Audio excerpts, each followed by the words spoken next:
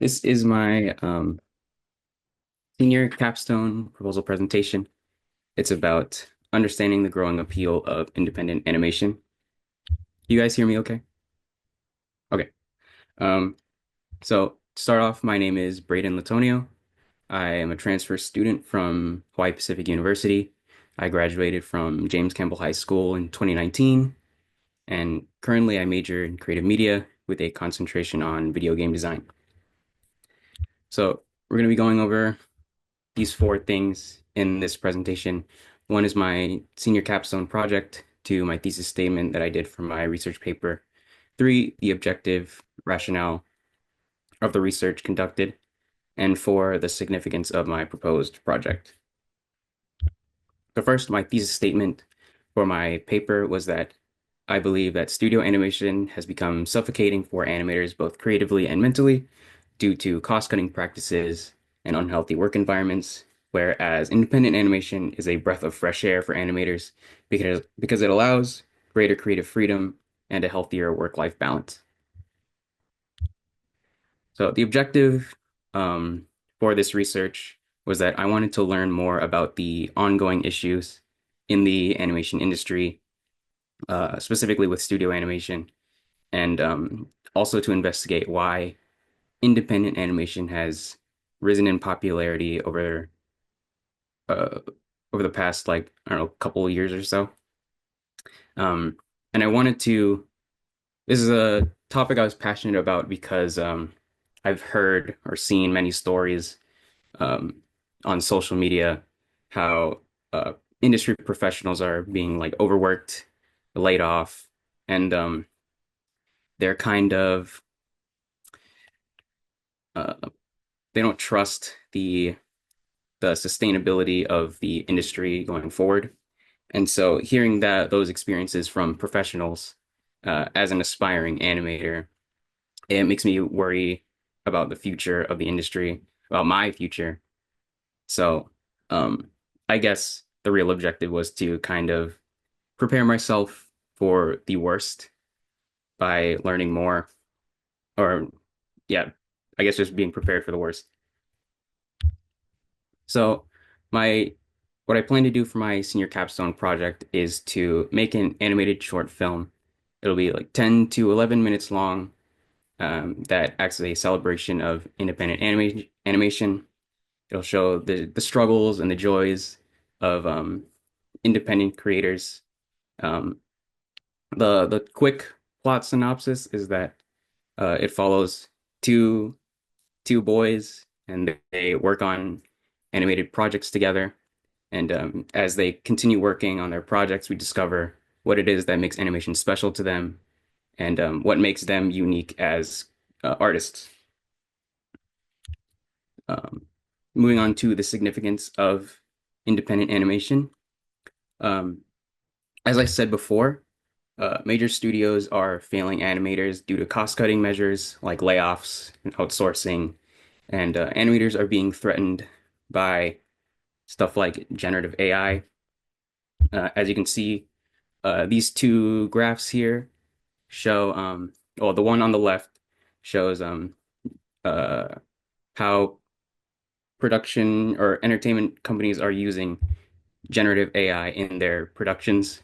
So as you can see, 80% of companies are either using AI right now or planning on implementing generative AI in their production. So as you can see, 80% of companies are using AI in post-production.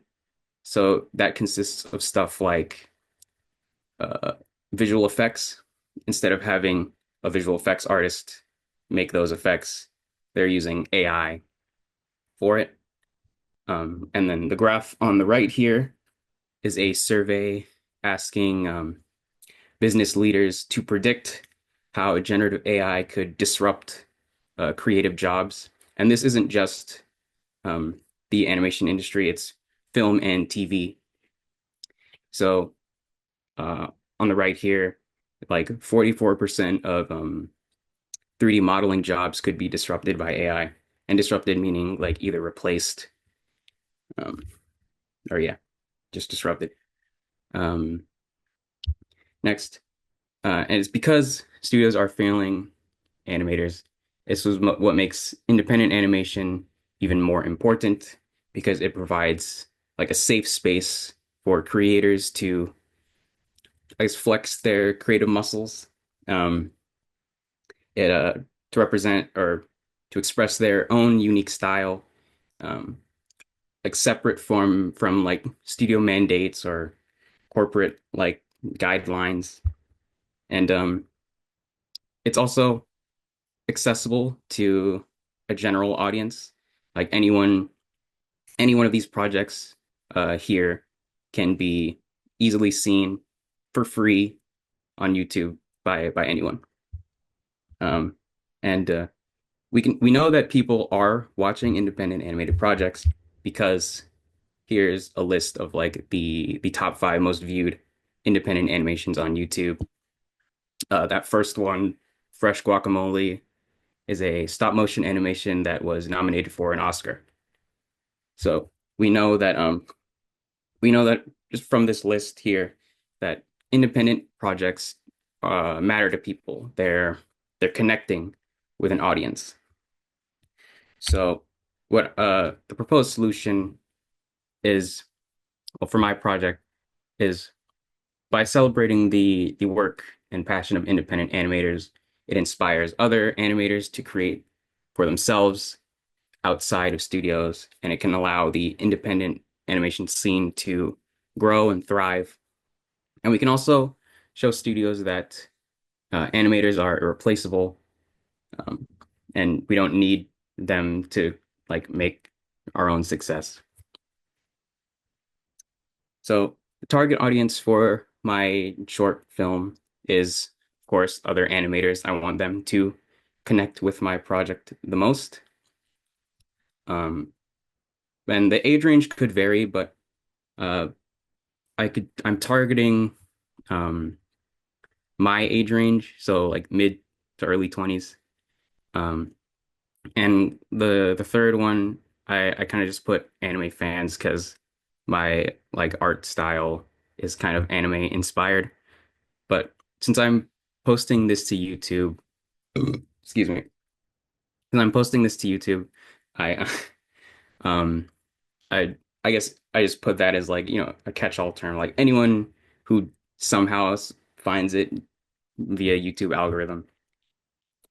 Um, so here's the preparation process for so over the summer break, I plan on doing like my script writing, developing the narrative more, finalizing or like making and finalizing concept art or character designs, storyboarding, finding voice actors, and hopefully um, start like recording voice lines from my animation. But if I can't do that, then I'll do it in the first, I don't know, week or two of the actual when the actual semester starts. Um, and but when the actual semester starts, I want to dedicate most of my time to animating because that's the longest process. Um, I plan on doing like the goal is to animate like uh a full minute of animation like every week. So that's 10 weeks, that 10 weeks, 10 minutes, or 11 weeks, 11 minutes. I give myself a little bit of a buffer, like an extra week, uh, just to see if maybe I need more scenes or yeah, just in case like it's longer than 10 to 11 minutes. But I don't really plan on making it any longer than like 12. Um, and then post-production, those final 3 weeks, we'll go to editing, compositing, putting in like sound effects and yeah, posting it to YouTube and I guess turning in the assignment. Um, so uh, this is like a small little mood board I made up for the project. Um, on the right, the two pictures on the right is what um, I want to. I guess I kind of want it to feel like very cluttered, um, very like tight because I want to like really focus on the two characters, kind of like a bottle episode in a show where like a limited cast, one location, and it's very character driven story wise. And then in the when we look at like from the when we look at the two animators like talking to each other, bouncing ideas off each other, it'll be in this very small like studio apartment. And then we when we see like their imagination and when they actually start to animate, it'll like transition into more the colorful, like a energetic animation style of like Spider-Verse. I I don't think I'm skilled enough to do a Spider-Verse style animation, but that's kind of the feel I'm going for when we like transition to like the two anim or with the two characters like working on the project. And the very top on the left is just the anime that inspired this idea the most because that's about three people or three girls starting a high school club that make anime or dedicated to making anime. Um, so here's some early character designs I came up with. These are subject to change. Um, here, oh yeah, here again, I made like floor plans for the studio apartment. That also might, or that definitely will change because I think that's too spacious.